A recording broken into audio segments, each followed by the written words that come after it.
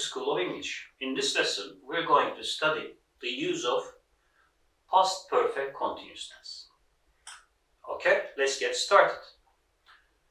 What is the helping verb of past perfect continuous? It's had, as it is in past perfect tense. Constructions are the same.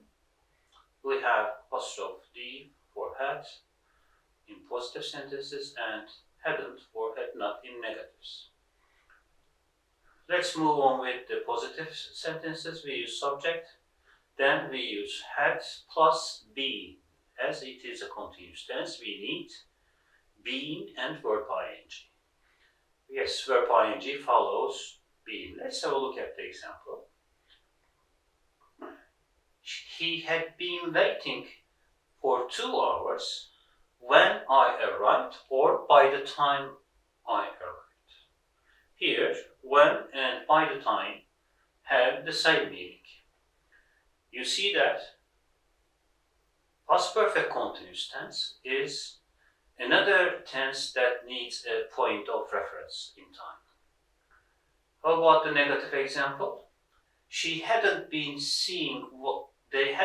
seeing one another for a year when the reunion was held. They hadn't been seeing one another for a year when the reunion was held, or by the time the reunion was held. How about the questions? We use had at the beginning. Had she been sleeping long when the phone rang, or by the time the phone rang?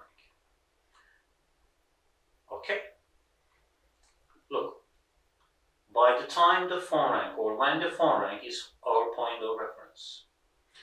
The difference of past perfect continuous with past perfect is that in past perfect tense there are two events in the past that happens at a specific point. But when you use past perfect continuous tense, the earlier past, the event that takes place in the earlier past, continues up to the point of reference.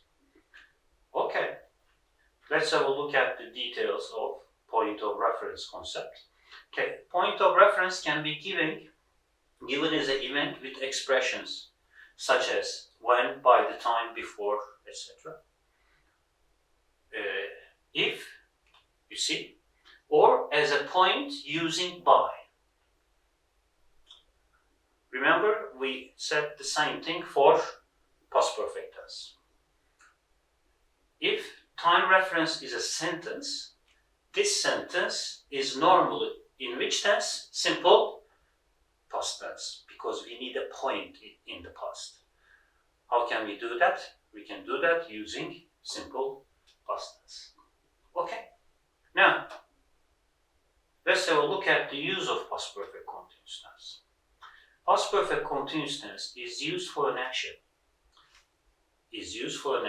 That starts in the past, you see, and continues up to another point in the past. That's our point of reference. And it should be in the past in order for us to use past perfect continuous tense.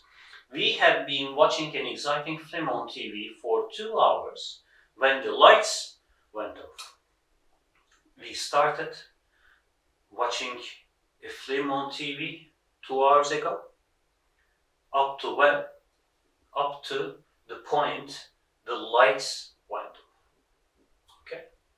This is the idea behind past perfect continuous tense.